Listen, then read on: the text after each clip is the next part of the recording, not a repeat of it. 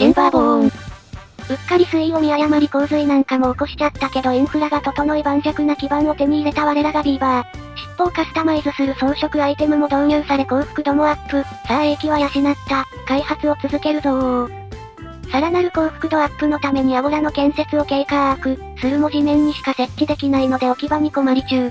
ビーバーが木工についてお話しする広場、謎に使われる生成物が怪しい施設。やっはー、場所がないなら作ればよかろう。容赦ないハンマートントンで初期からお世話になってた植林地が消えた。で整地した場所にアゴラッと。ここならジップラインの駅とも近くてそれなりに使いやすいかな。マップ南西の湧き水垂れ流しの水路、はっぱー。きたー。ねー、水。汚水が排水され綺麗な湧き水を確認。やっべここまだ工事途中だった。こういうのはしっかり確認してから爆破しろよ。爆破衝動に耐えられませんでした。おい。エマージェンシー、汚水川への水路も開放だー。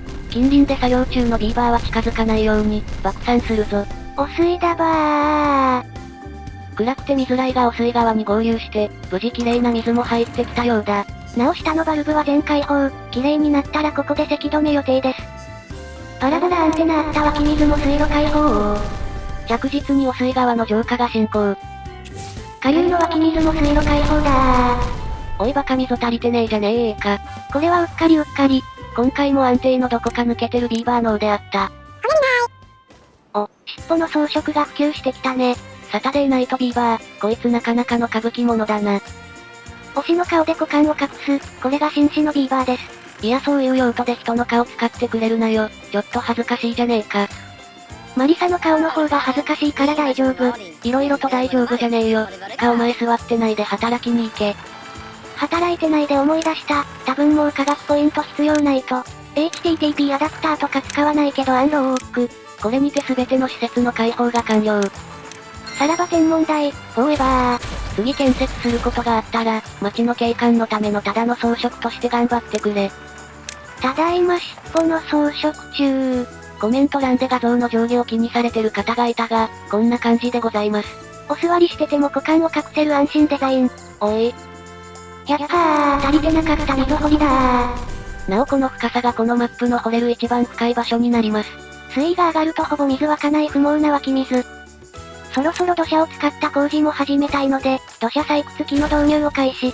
入り口が2階で使いにくいので一段掘ってからの設置となります。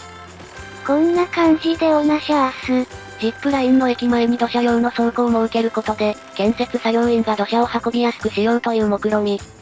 板の在庫も余裕ができてきたので、長らく延期されてた絆の火鉢を立てるぞー。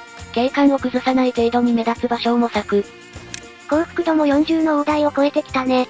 でも屋上テラスとかすでにあるものでも満足に使えてないものがあるぜ。てなわけで屋上テラスを建設するので絆を感じつつここで幸福を感じるがいい。これにはビーバーたちも思わずにっこり。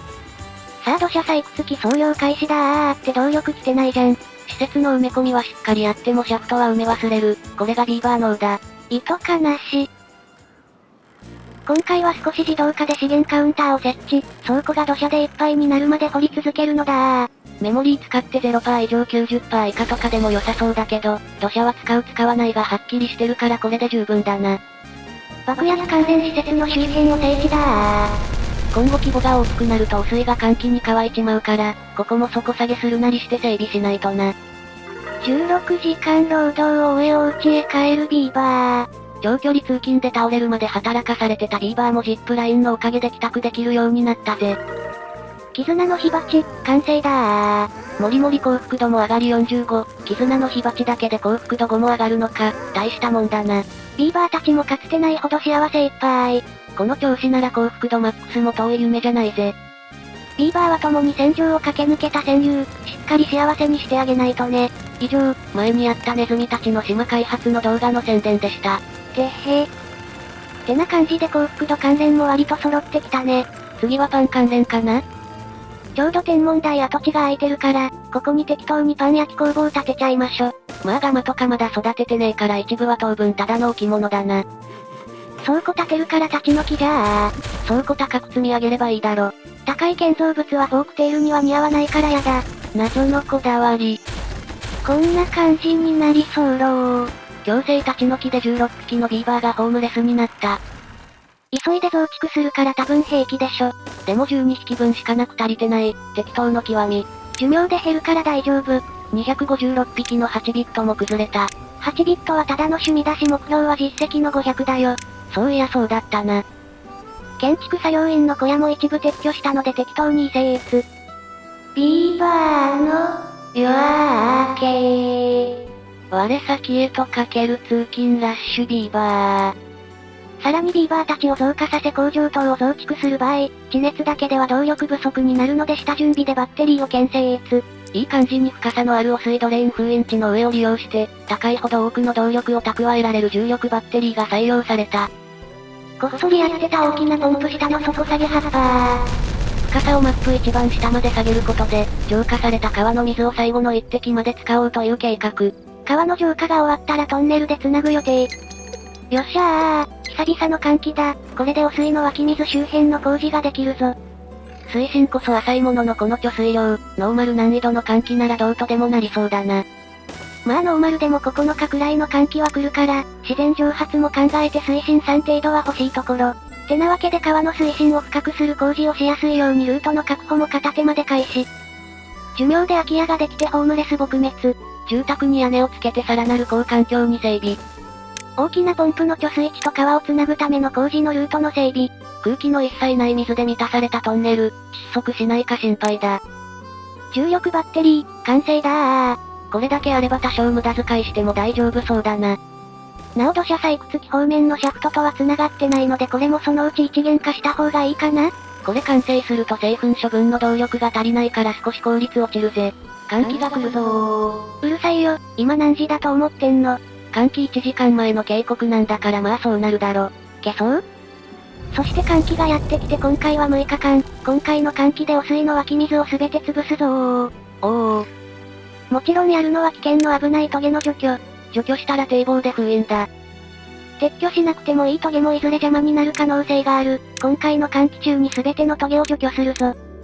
てなわけで初期に封印したこの汚水の湧き水も堤防を壊してトゲの除去をします。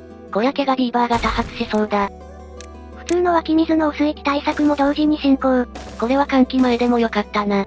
忘れてた。おい。忘れてたで思い出した。ここの段差気に入らないから一段下げるんだった。忙しいのに追加工事発注。ここの湧き水も浄化されたら汚水川に垂れ流しにしたいので水路の工事を開始。シャフトが、邪魔？さあ怪我を恐れぬ我が精鋭よ。突き進め、その先に我らの栄光の繁栄が待っているぞー。果敢にトゲに挑むダブルアヘガオマリサビーバー。おい。見た目はあれだけど仕事はできる優秀なビーバーです。頑張るのはいいが怪我には注意してくれよな。トゲ撤去しつつ汚水域対策も依頼っと。これは換気明けでも構わんが、やれるなら先やっちまった方がいいもんな。着実に汚水封印の儀式が進んできたね。なお着実に毛がビーバーも増えております。37匹。見つめ合う2匹のビーバー。これは恋が芽生えちまったか？その間を忙しそうに駆け抜ける建設ビーバーとの温度差よ。あんたたちも働きなさい。2匹仲良く解雇。てかここの遺跡取り尽くしちゃったし撤去だね。毛がビーバーの欠員補充に入ってもらおう。毛がビーバーが56匹まで膨れ上がり建設要員確保のため公用区の閉鎖を決断。まさかここまで怪我するとはトゲ恐るべしだな。クラッチ工事と水源の邪魔シャフト工事で工場どの道止まる予定だったのでまあよしだよ。さいですか。夏草や、つわものどもが、夢の後。松尾芭蕉だな。小屋建設に遅れが出そう、労働者確保だ、土砂採掘員も建設行って。ややはっぱー。水路工事の1段階目。続きトリプルダイナマイトを設置するぞ。汚水ポンプ用の汚水池も干上がった。こちらもトゲを撤去だ。トゲがなくなれば底下げ工事もできるぜ。ほれポンプ担当、あんたたちもトゲの除去に行きなさい。こりゃまた毛がビーバーが増えるぜ。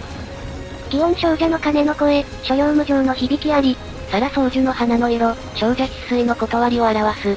まさに幸福の絶頂からのこの落差のことだね。哀れ。汚水域自動対策、確認用押し。水路用の爆薬の設置も終わったようだな。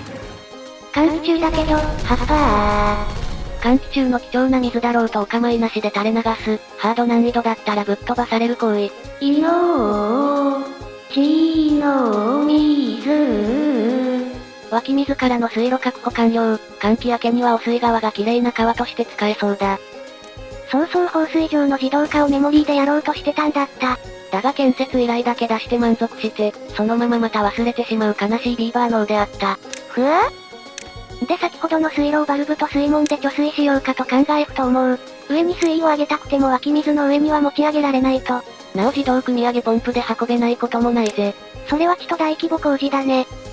そんなわけで湧き水水路前までマップ限界の深さに掘り下げ工事をしようかな。